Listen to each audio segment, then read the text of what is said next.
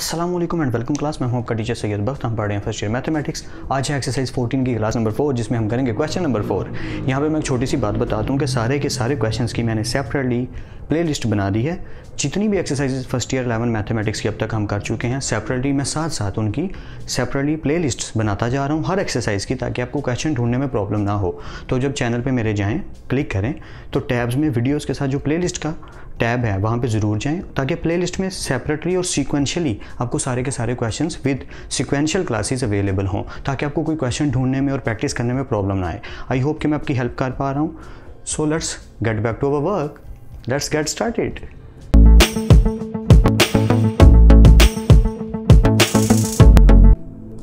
Welcome back class. Start करते हैं हम अपने क्वेश्चन नंबर 4 को। Tangent square theta minus secant theta minus 1 is equal to 0। Simple सा तरीका है इसको सॉल्व करने का कि ये टेंजेंट में है, मुझे देखना है कि इक्वेशन किस में जा रही है। सीकन में है ना, तो टेंजेंट स्क्वायर को मैं सीकन बना सकता हूँ, बिकॉज हमें एक फॉर्मूला आता है, पढ़ा था 1 plus tangent square theta is equal to secant square theta. 9.4 में पढ़ा था यार, अब तो याद होगा कि 1 प्लस टेंजेंट स्क्वायर थीटा किसके इक्वल होता है? सीकन स्क्वायर थीटा के। तो अगर मैं इसमें से टेंजेंट स्क्वायर थीटा अलग कर लूँ तो क्या हो जाएगा? सीकन स्क्वायर थीटा माइनस 1 हो जाएगा। तो वही किया मैंने, टेंजेंट स्क्वायर थीटा की जगह पुट कर दिया secant square theta minus 1, minus secant theta still there, minus 1 still there is equal to 0। Okay, bracket को ओपन कर देते हैं। Secant square theta minus 1 minus secant theta minus 1। अब क्या होगा? Secant square theta still there minus secant theta still there, minus 1 क्या हो गए? Minus 2 is equal to 0। जहाँ पे कन्फ्यूजन हो वीडियो को पीछे करके ज़रूर देख सकते हैं। अगर आप इसे गौर से देखें तो ये देखी या बनी बनाई चीज़ लग रही है। क्यों? Because this is quadratic equation standard form. क्या होती है? यू नो दैट कि अगर कोई भी फंक्शन पहले x square plus minus x और फिर बिना एक्स के वैल्यू हो तो उसे क्या कहते हैं हम? ये हमारी क्वाड्रेटिक इक्वेशन है या स्टैंडर्ड फॉर्म है। तो यहाँ पे जो हमारी वैल्यू वेरिएबल या एंगल है वो है सीकन।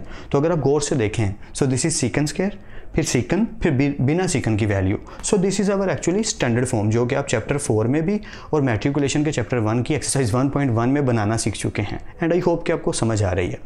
इसके साथ सलूक क्या किया जा सकता है? You know that, you very well know that कि इसके साथ 3 सलूक किए जा सकते हैं: factorization, quadratic formula, completing square method. तो जो प्रेफरेबल लगेगा with according to the question, with according to the situation, मैं हमेशा उसी को प्रेफरेंस दूंगा। जैसे इस क्वेश्चन में मैं फैक्टराइजेशन करने लगा हूँ, आगे जो क्वेश्चन आने वाले हैं मैं भी किसी क्वेश्चन में मैं क्वाड्रेटिक फॉर्मूला लगाऊं। क्वेश्चन नंबर 7 में मैं ज़्यादातर क्वाड्रेटिक फॉर्मूला ही यूज़ करता हूं। बट हम स्टोरी को खेलते चले जाएंगे with the help of the equation. हम इक्वेशन के हिसाब से अपने मर्जी का मेथड लगाएंगे। आपको जो इजी लगे आप वही वाला मेथड लगाओ, because as it is at the ending answer same ही आएगा। यू नो दैट ना, मैट्रिक में बहुत प्रैक्टिस कर चुके हैं, चैप्टर 4 में भी काफ़ी प्रैक्टिस की होगी। कंटिन्यू करते हैं। ओके, फैक्टराइजेशन को सॉल्व कैसे किया जाता है? एंड यू नो दैट कि फर्स्ट वैल्यू को लास्ट वैल्यू से मल्टीप्लाई करेंगे तो क्या आएगा? मैं यहाँ पे लिख देता हूँ, रफ सा काम कर देता हूँ कि -2 को अगर मैं सीकन स्क्वायर थीटा से मल्टीप्लाई करूँ तो आंसर आता है -2 सीकन स्क्वायर थीटा। ठीक है, और बीच में लिखा है माइनस सीकन थीटा।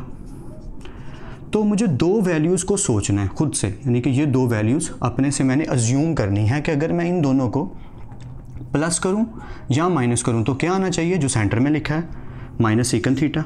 मतलब अगर 2 वैल्यूज़ को मैं खुद से प्लस या माइनस करूं तो ये आना चाहिए। और अगर इन्हीं दोनों को मैं मल्टीप्लाई कर दूं, इन्हीं दोनों को क्या कर दूं? मल्टीप्लाई कर दूं, तो वो आना चाहिए जो फर्स्ट और लास्ट को मल्टीप्लाई करके आया है। कन्फ्यूजिंग? नो यार, मैट्रिकुलेशन में कन्फ्यूजिंग लगता होगा, अब तो नहीं लगता होगा। फिर से रिपीट कर देता हूँ। 2 वैल्यूज़ को सोचना है कि अगर हम उन दोनों को प्लस या माइनस करें तो वो आए जो बीच में लिखा है सेंटर में, और अगर उन्हीं 2 वैल्यूज़ को हम मल्टीप्लाई कर दें तो वो आना चाहिए जो पहली और आखिरी को मल्टीप्लाई करके आ रहा है, -2 सीकन स्क्वायर थीटा। तो मुझे 2 वैल्यूज़ सोचनी है, तो मैंने वही किया। अगर आप गौर से देखें, मैं ज़रा इसको इरेज करके ब्लू में लिख देता हूँ ताकि आपको ठीक से समझ आए। फर्स्ट वैल्यू वैसे ही लिखनी है, -2 भी वैसे लिखना है। इस वैल्यू की जगह पे 2 वैल्यूज सोचनी है, तो वो मैंने सोच के लिख दी कि -2 सीकन थीटा प्लस सीकन थीटा। जी हाँ, अगर मैं देखें ज़रा इनको ऐड करूँ, प्लस या माइनस करूँ तो क्या बनता है? Minus secant theta. तो मेरा ये एक काम तो हो गया। अगर मैंने मल्टीप्लाई करूँ तो क्या ये बनता है? देखते हैं, minus plus minus 2 secant theta 2 secant square theta. दोबारा से रिपीट कर देता हूँ, देखें हम इन्हें प्लस या माइनस करें तो वो बनना चाहिए जो बीच में लिखा है। तो -2 secant theta plus सीकन theta converts in minus secant theta, क्योंकि बड़ी के साथ माइनस है। पर अगर मैंने मल्टीप्लाई कर दूँ तो minus plus -2 secant theta 2 second square theta. I hope आप बात को समझ पा रहे हैं। आगे वाला काम तो आपको पता है, you very well know that कि हम इनको 2 ब्रैकेट्स में कर लेते हैं। फॉर एग्जांपल मैंने इनको 2 ब्रैकेट्स में कर लिया। अब पहली ब्रैकेट में देखना कॉमन क्या आ रहा है। You know that secant theta becoming common now, या तो मैंने वही किया। यहाँ पे मैंने सीकंड थीटा को कॉमन ले लिया।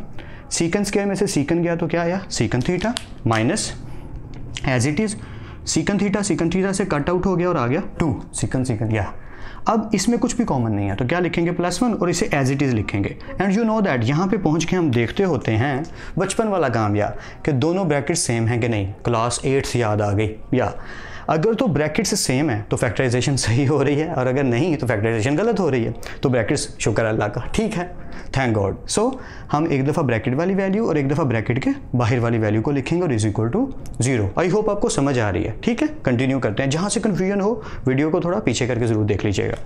अब ब्रैकेट के जो मतलब 2 ब्रैकेट्स आ गई ना, तो इसको भी =0 कंसीडर करेंगे और इसको भी =0 कंसीडर करेंगे, 2 वैल्यूज़ निकालेंगे। सो सीकंड थीटा -2 =0। पहले इसको सॉल्व कर लेते हैं। -2 इधर आके +2, बट हमें सीकंड तो चाहिए ही नहीं, हमें तो जाना रेफरेंस एंगल की तरफ। और साइन कोस और टेंजेंट हमने याद किए हुए हैं और हम हमेशा डिस्कस करते हैं कि जब भी कोई रेसिप्रोकल आ जाएगा तो हम उसे दोबारा बना लेंगे साइन कोस या टेंजेंट। तो सीकंड क्या होता है 1/cos थीटा।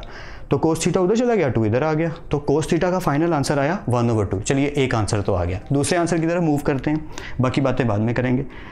सीकंड थीटा +1 =0, +1 इधर आके -1, सीकंड क्या हो गया 1/cos, तो cos इधर आ गया, -1 उधर चला गया, तो cos थीटा क्या आया -1। So here we are having 2 answers as cos theta =1/2 and cos theta -1। I hope आप समझ रहे हैं। जहाँ से कन्फ्यूजन हो वीडियो को पीछे करके ज़रूर देख लेना, ठीक है। अब स्टोरी बड़ी मज़ेदार होने वाली है, ज़रा ठीक से समझनी है। cos यहाँ पॉजिटिव है तो पहले लिख लेते हैं। cos is positive in first and fourth. मैं यहाँ पे फिर से रफ सा बना देता हूँ। ऑल स्टूडेंट्स टेक चॉकलेट, या हम भी टेक चॉकलेट, ठीक है, okay. So cos is positive in first and fourth quadrant with reference angle. जी हाँ, cos 1/2 क्या होता है π/3। You have to remember that, या कि ये π/3 होता है। यहाँ की स्टोरी तो बड़ी सादी सी है कि हमें फर्स्ट क्वाड्रेंट की वैल्यू फाइंड करनी है, फोर्थ क्वाड्रेंट की वैल्यू फाइंड करनी है और क्वेश्चन सॉल्व हो जाएगा। अब बात करते हैं -1 की। मैं आपको यहाँ पे थोड़ी सी कहानी सुनाना चाहूँगा। कहानी क्या, सादी सी बातें, सादी और सिंपल सी कुछ बातें। साइन हो, कोस हो, टेंजेंट हो, इनकी स्टोरी ना -1, 1 और 0 पे थोड़ी सी डिफरेंट होनी शुरू हो जाती है। मैं थोड़ा डिफाइन कर देता हूँ। बस इतनी सी बात है कि साइन जब 0 होता है, हमने इस चीज़ को डिटेल से डिस्कस करना भी है, नो प्रॉब्लम। आगे वाले फर्दर क्वेश्चन आने वाले हैं, वहाँ डिटेल से मैं बार बार रिपीट करता रहूँगा। जितने क्वेश्चन में ये बातें आएंगी ना, मैं उतने क्वेश्चन में ये बातें बार बार करूँगा ताकि आपको मेमोराइज हो जाएँ कि साइन हो या कोस हो, जब उनका रेफरेंस एंगल मतलब जो ये हो, तो जैसे कोस का -1 है और साइन का 0 है, तो इनका आंसर आता है 0। आप चाहे ट्रिग्नोमेट्रिक टेबल में देख लो कि cos 1 का आंसर क्या आएगा 0 एंड cos -1 का आंसर क्या आएगा। ये इंटरेस्टिंग बात है, बस यही बताना चाह रहा हूँ कि साइन अगर 0 पे है, बस ये याद रखना आपने कि साइन साहब जब 0 पे हैं तो वो 0 भी उसका आंसर है और पाई भी उसका आंसर है। बिकॉज हमें ट्रिग्नोमेट्रिक टेबल को ज़्यादातर आदत है 0 से लेके 90 डिग्री तक देखने की। समटाइम हम 90 डिग्री से मूव करके 120, 150 तक भी चले जाते हैं। बट क्या ट्रिग्नोमेट्रिक टेबल सिर्फ 120, 150 तक है? नो, 360 तक है। या तो अगर हम 360 तक जाएं तो वैल्यूज़ 2 आनी शुरू हो जाती हैं। आई होप मेरी बात आप थोड़ी सी समझ पा रहे होंगे। मैं क्या कहना चाह रहा हूँ कि साइन 0 2 जगह पे होता है। आप ट्रिग्नोमेट्रिक टेबल में देख सकते हैं, नो प्रॉब्लम। साइन 0 2 जगह पे होता है, 0 पे और पाई पे। इसी तरह कोस जो है, इसकी स्टोरी कुछ यूँ है कि कोस साहब जो हैं वो 1 पे होते हैं 0 पे और कोस साहब -1 पे होते हैं पाई पे। जी हाँ, ये आप ट्रिग्नोमेट्रिक टेबल में चेक कर सकते हैं, नो प्रॉब्लम। तो हमने ये याद रखना है कि जब भी कोस की वैल्यू 1 आ जाए तो उसको आगे सॉल्व नहीं करना, क्योंकि उसका आंसर क्या है 0। नेक्स्ट क्वेश्चंस में और डिटेल से डिस्कस होता रहेगा, ये बार बार बातें होती रहेंगी, नो प्रॉब्लम। आप समझ जाएंगे कि इनका रेफरेंस एंगल क्या आ गया 0, क्योंकि कोस 1 क्या होता है 0। हाँ, कोस -1 क्या होता है पाई, पर कोस में जब माइनस आता है तो हम क्या करते होते हैं, खेल लेते हैं उसके साथ। एंड यू नो दैट मैं बातें क्या कर रहा हूँ। आसान लफ्ज़ों में सिर्फ इतना कि cos is negative in second and third quadrant, बिल्कुल। विद रेफरेंस एंगल की जब बात आई तो रेफरेंस एंगल क्या आ गया 0 आ गया, 1 की वजह से कि रेफरेंस एंगल हमारा क्या है 0। तो हम लिखेंगे इसको कैसे? अगर आप इसकी क्वेश्चन की सॉल्व करने की बात करें तो हम काफ़ी ज़्यादा क्वेश्चन कर चुके हैं अब तक इस तरह के कि हम इनका एंगल निकालते कैसे थे, कोस थीटा और -1 कोज -1 को हमने देखा तो वो कोज पाई बाई या कुछ भी नहीं निकल रहा, वो क्या निकल रहा है 0। तो इसलिए हमने क्या किया, वैसे यहाँ पे पाई आता है, आई एग्रीड, तो मैं क्या करने लगा हूँ कि मुझे दोनों एंगल याद रखने हैं कि जब भी साइन 0 हो, कोज 1 -1 हो या टेंजेंट 0 हो, तो आपने याद रखना है कि आपने 0 नहीं सिर्फ लिखना, 0 और पाई दोनों लिख देना है, लेकिन इसको सॉल्व नहीं करना क्योंकि इसका आंसर 0 आ गया। यहाँ पे अगर मैं इसको सॉल्व करने की बात करूँ तो थीटा का जो एंगल बनता है वो 0 और क्या बनता है, पाई बनता है। यानी मुझे दोनों लिखने हैं, 0 भी और पाई भी। वैसे अगर आप सिर्फ 0 लिख रहे हैं तो इसमें प्रॉब्लम नहीं है, लेकिन अगर आप 0 और पाई लिख रहे हैं तो गलती की गुंजाइश अब बिल्कुल नहीं रही। आपने 180 तक दोनों एंगल बता दिए, बट इसको सॉल्व नहीं करना। उसकी रीज़न कि अगर आप इसका आंसर निकालें, व्हाट आई मीन, मैं थोड़ा डिफाइन कर ही दूँ यार, इस तरह तो आपको समझ ही नहीं आ रही कि सर पता नहीं क्या बोली जा रहे हैं। मैं यार ये बोली जा रहा हूँ कि कोस थीटा क्या है, -1। आप ये करके देख लेना, कोस इनवर्स -1, तो अब थीटा का आंसर निकालोगे तो क्या आएगा, 0। आई होप सो 0 आएगा। अब निकाल के देख लेना, नो प्रॉब्लम, वरना कमेंट सेक्शन में जो भी कन्फ्यूजन हो पूछ लेना और सारे एक दूसरे की हेल्प करना। कमेंट सेक्शन ज़रूर चेक किया करो, समटाइम मैं गलती कर देता हूँ, कोई छोटी मोटी गलती हो जाती है, टीचर हूँ, इंसान हूँ, खुदा का पुतला है, हो जाती हैं गलतियाँ। कमेंट सेक्शन में मेरे अच्छे स्टूडेंट्स, ब्रदर्स एंड सिस्टर्स अक्सर बता देते हैं सर यहाँ पे गलती है, तो जो व्यूवर है वो देख के पता कर सकता है, अच्छा यहाँ पे गलती थी, मैं भी नहीं देख पाया। तो कमेंट सेक्शन का ये देखने का बहुत बड़ा बेनिफिट है। प्लस आप अपनी राय भी देख सकते हैं और दे भी सकते हैं। ओके, कंटिन्यू करते हैं। बस इतनी बात है कि अगर रेफरेंस एंगल 0 हो जाए तो आगे उसको फर्दर सॉल्व नहीं करना, बस उसको वहीं छोड़ देना है। या नेक्स्ट क्वेश्चन में भी ये बातें बार बार आएंगी, नो प्रॉब्लम, अच्छे से समझ आ जाएंगी। अभी के लिए फिर से रिपीट कर रहा हूँ, सिर्फ इतना कि अगर रेफरेंस एंगल 0 बनता है किसी भी तरह से, कोस 1 जो होता है वो 0 बनाता है, इसलिए हम उसको आगे सॉल्व नहीं करेंगे, उसको उधर ही छोड़ देंगे। अब बात करते हैं अपने आंसर्स की। क्या करेंगे यहाँ पे, सो फर्स्ट क्वाड्रेंट की तो कोई प्रॉब्लम ही नहीं क्योंकि 0 से मूव करता है। मैं फिर से ड्रॉ कर देता हूँ रफ सा, ताकि ये थोड़ी सी लाइन लगा लेते हैं यहाँ पे। कहाँ पे ड्रॉ करूँ, चलो यहाँ कर लेते हैं कि कोई भी चीज़ जब 0 से मूव करती है तो उसमें ऐड होगी, तो एज इट इज़ वही रहेगी। सो फर्स्ट क्वाड्रेंट का जो भी रेफरेंस एंगल है वही आंसर है थीटा। बट फोर्थ की अगर बात करें तो फोर्थ तो मूव कर रहा है 2 पाई से बैक की तरफ, तो 2 पाई से माइनस हो जाएगा। For fourth quadrant 2 pi minus reference angle 3 to the 6 pi minus pi और नीचे 3, 6 पाई में से पाई गए 5 पाई बाई 3। दैट्स इट, आपके आंसर्स आ गए। एक आंसर ये आ गया और एक आंसर ये आ गया। इनको कंसीडर हम इधर नहीं करेंगे, उनको उधर ही छोड़ देंगे। ऐसे ही लिखना है पेपर में भी, लिटरली हम इसको ऐसे छोड़ सकते हैं, नो प्रॉब्लम। टेंशन में नहीं आना कि कोई प्रॉब्लम हो रही है। चाहे आप काफ़ी ज़्यादा की बुक्स चेक करें, दूसरे टीचर्स की भी वीडियोज़ देखें, बहुत ज़्यादा लोगों से डिस्कस करें, घर में कोई है पर्सन उससे डिस्कस करें, क्लास फेलो से डिस्कस करें, ज़रूर करें कि यार ये बातें ठीक से समझ नहीं आ रही, आस्ता आस्ता आ जाएंगी, सबको आस्ता आस्ता ही आती हैं। नेक्स्ट वीडियोज़ में मैं ये बार बार डिस्कस करने वाला हूँ और डिटेल से समझ आ जाएगा। As period of cos theta, जैसा कि कोस थीटा का पीरियड क्या है 2 पाई। कितना ही अच्छी बात है, मैंने पूरा लिटरेचर रिव्यू की तरह बना के लिखा है इस दफ़ा क्वेश्चन को, वरना तो मैं डायरेक्ट ही कर देता हूँ। सो जनरल वैल्यूज़ ऑफ थीटा, वही बोरिंग काम, अब फिर से जनरल वैल्यूज़ पहले लिखनी पड़ेंगी।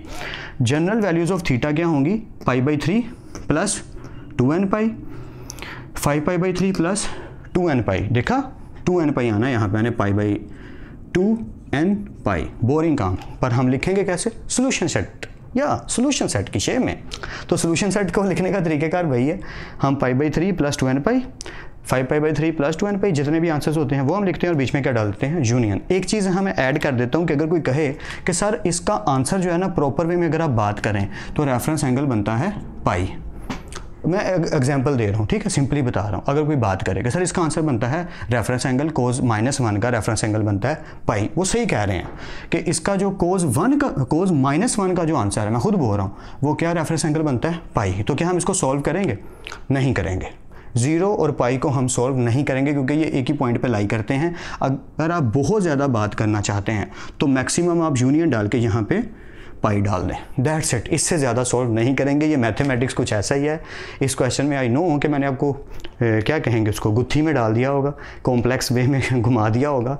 आई होप सो कि मैं आपको सिंपल करके बात बता पा रहा हूँ। बस इतनी बात है कि किसी भी तरह से कोस 1 आ जाए या कोस -1 आ जाए, हम उसको सॉल्व नहीं करेंगे, दैट्स इट। इतनी बात है, ये अच्छी बात बोल दी मैंने। हाँ, अगर आप चाहते हैं कि मुझे यहाँ पाई लिखना है और -1 गिवन है तो बेशक आप आंसर में यूनियन लिख के पाई लिख दें। आप इसको सेकंड और थर्ड क्वाड्रेंट में सॉल्व करने की जहमत बेशक ना करें, करेंगे तो कोई प्रॉब्लम नहीं है, लेकिन ज़रूरत नहीं है, बस ये कहना चाह रहा हूँ। और ये तो आई होप आपको समझ आ ही गया होगा। आई होप कि मैं आपकी हेल्प कर पा रहा हूँ। आप भी दूसरों की हेल्प कीजिए, हर चीज़ को शेयर कीजिए और मिल बांट के हर चीज़ को करने की कोशिश कीजिए। यूनियन इज स्ट्रेंथ बचपन से पढ़ते आ रहे हैं, पर उस पर अमल भी करना है। वो किसान की छोटी छोटी स्टिक्स वाली जो स्टोरी है वो हमने याद रखनी है, उसको भूलना नहीं है। बड़े बड़े कारवां, बड़ी बड़ी जंगें, कुछ भी है, बेशक एक रेवोल्यूशन जितना भी बड़ा हो, छोटा हो या बड़ा, एक आदमी शुरू करता है, पर ख़त्म उसे ग्रुप ही करेगा।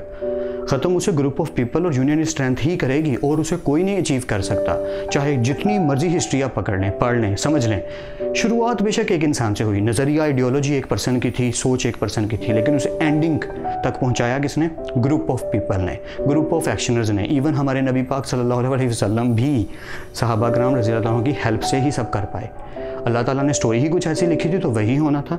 तो अल्लाह ताला ने भी यही हमें दिखाया, यही हमें सिखाया और समझाया है कि यार मिल के चलना है, समझना है चीज़ों को, ब्रदरहुड का फोकस करना है, भाईचारे को हुजूर पाक ने जैसे सल्लल्लाहु अलैहि वसल्लम ने जैसे हमें बताया, हम तक समझाया, हमें पहुँचाया इल्म, वैसे ही समझना है कि इस्लाम में क्या बताया गया भाईचारे के बारे में, कि मुसलमान जितने भी हैं जुज़्दे वाहिद की तरह हैं। जुज़्दे वाहिद का मतलब क्या होता है? एक ही जिस्म, कि तमाम मुसलमान एक जिस्म की तरह हैं। तो जिस्म के अगर एक हिस्से में दर्द हो तो बाकी पूरा जिस्म रात को सो नहीं पाता। हमने इस बात को याद रखना है, समझना है इस चीज़ को कि हमें दीन सिखा क्या रहा है, हम क्या कर रहे हैं, क्या एक्चुअली हम ब्रदरहुड निभा पा रहे हैं, क्या मेरे भाई ने खाना खाया है, मेरे आसपास जो लोग हैं क्या मैं उनकी हेल्प कर पा रहा हूँ जितनी मेरी इस्तात है, या अपनी हैसियत के अकॉर्डिंग ही, बट क्या मैं कर पा रहा हूँ, क्या मैं पूरी जान मार रहा हूँ इस चीज़ को समझने में, इस बात पे फोकस कर रहा हूँ कि मेरे से सब सुखी हैं कि नहीं, कोई परेशान तो नहीं हो रहा मेरी वजह से, और क्या मैं सबकी मदद कर पा रहा हूँ, और जो मेरे तक पहुँचा है क्या मैं आगे पहुँचा पा रहा हूँ, चाहे पानी का एक कतरा क्यों नहीं। शेयरिंग इज़ दी, मतलब ये मेरा कहना ठीक होगा कि इज़ अ मैंडेटरी थिंग। अगर आप शेयरिंग नहीं कर रहे तो इसका भी अल्लाह शायद सवाल पूछे। आई होप सो कि ऐसा ही है कि वो पूछेंगे अल्लाह हमसे, आपसे, सबसे। मेरे तक ये इल्म पहुंचा, मैं आप तक पहुंचा रहा हूँ। मैं सिर्फ ये चाहता हूँ कि जो भी चीज़ मेरे तक पहुंची है, मेरी कोशिश होती है कि मैं जल्दी से जल्दी उसे सब तक पहुंचा दूँ, ताकि आप फिर आगे पहुँचाएँ। जे हो तो देखिए ना सलमान खान की, या वो समझते हैं आपके, अगर आपकी कोई मदद करे तो आप थैंक यू मत कीजिए, 3 लोगों की मदद कीजिए आप, और उन्हें कहिए कि वो आगे 3 लोगों की मदद करें। मैं ये कहता हूँ बस मदद करी जाओ, उसमें गिनने की ज़रूरत नहीं है। नेकी करो और कुएं में डालो, भगवद गीता में भी लिखा है, कर्म किए जा फल की चिंता छोड़। तो हमने चीज़ों को ठीक से समझना है कि हमें जो इल्म मिल रहा है, जो नॉलेज हम तक पहुंच रहा है, वो हमें सिखा क्या रहा है।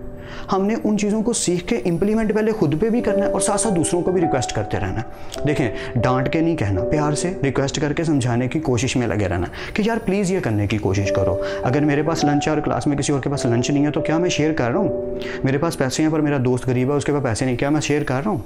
मुझे पता है मेरे गली मोहल्ले में जहाँ मैं रहता हूँ, मेरी रेजिडेंस के रडार के अंदर, ठीक है, मेरे रेडियस में हालात कैसे किसके हैं, काफ़ी हद तक नॉलेज होता है हमें। क्या मैं उनकी हेल्प कर पा रहा हूँ? These things matters so much, literally telling you, ये काम बहुत मैटर करता है कि हम किसी की कितनी मदद कर पा रहे हैं, क्या हम मदद कर भी पा रहे हैं कि नहीं। रोज़ ये सोचना है, रोज़ हमतन हम वक्त, हर वक्त ये बात और ये फ़िक्र आपको लगी रहनी चाहिए, क्या मेरी वजह से दूसरों को सुख पहुंच रहा है, या कहीं गलती से मेरी वजह से किसी को दुख तो नहीं पहुंचा। अगर पहुंचा है तो या अल्लाह खुदा मुझे माफ़ करी, उससे भी माफ़ी मांगो और कोशिश करो कि आइंदा मैं ये गलती नहीं दोहराऊंगा, मैं ये नहीं करूँगा। मुन्ना भाई, लगे रहो मुन्ना भाई, पार्ट नंबर 2, वो तो देखा ही होगा कि वो जब सर्किट को थप्पड़ मार देता है तो गांधी जी क्या कहते हैं कि जाके उससे माफ़ी मांगो। वो जब जाते हैं माफ़ी मांगने के लिए तो मुन्ना भाई पलट के क्या कहता है, ये ज़रूरी है क्या? तो वो जो गांधी जी उधर आंसर देते हैं, that is a master stroke यार, वो ठीक से समझना है। लगे रहो मुन्ना भाई, अगर नहीं देखी सबने तो ज़रूर देखो यार। वो वहाँ क्या कहते हैं कि ये ज़रूरी है माफ़ी मांगना, ये बहादुरी का काम है, ये कमज़ोरों का काम नहीं है, ये बुज़दिलों का काम नहीं है। या किसी से माफ़ी मांगना बड़ी बहादुरी चाहिए उसके लिए। मेरी वालदा अक्सर एक बात कहती हैं कि सबसे बड़ा बहादुर वक्त कौन है, सबसे बड़ा ब्रेव बहादुर पर्सन कौन है। मैं काफ़ी सोच के भी नहीं जवाब दे पाता, तो वो अक्सर मुझे बताती हैं कि आप महफिल में बैठे हो, आप लोगों का मजमा लगा है, पार्टी है, लोग बैठे हैं, आप भी बैठे हो, और कोई शख्स आपके खिलाफ आपके सामने खड़ा होकर गलत बात करी जा रहा है, जो सच नहीं है, झूठ है, मतलब वो गलत बात कर रहा है, वो झूठ बात कर रहा है, पर वो गलत बोली जा रहा है आपके खिलाफ, और आप फिर भी चुप हैं। या ये बहादुरी है, ये है पहलवानी, असल ब्रेवरी, कि मेरे खिलाफ बातें हो रही हैं, मेरे सामने भी की जा रही हैं, मेरी पीठ पीछे भी की जा रही हैं, और वो झूठ हैं। इट्स ओके, मैं इनका जवाब देना ज़रूरी नहीं समझता, मेरा काम मेरा जवाब देगा। मैं कुछ ऐसा कर दिखाऊंगा कि लोग बात करेंगे। वो लाइन तो सुनी होगी सबने कि इतनी खामोशी से मेहनत करो कि तुम्हारी कामयाबी ढोल बजा दे, शोर मचा दे, यू नो दैट। तो आपने क्या करना है, अपने आप की स्किल डेवलप करनी है, अपने आप को इतना बेहतर बनाना है कि आपके दुश्मन भी मजबूर हो जाएं आपकी तारीफ करने के लिए। नबी करीम सल्लल्लाहु अलैहि वसल्लम ने वो कर दिखाया, कहा नहीं, सिर्फ कहा नहीं, कर दिखाया।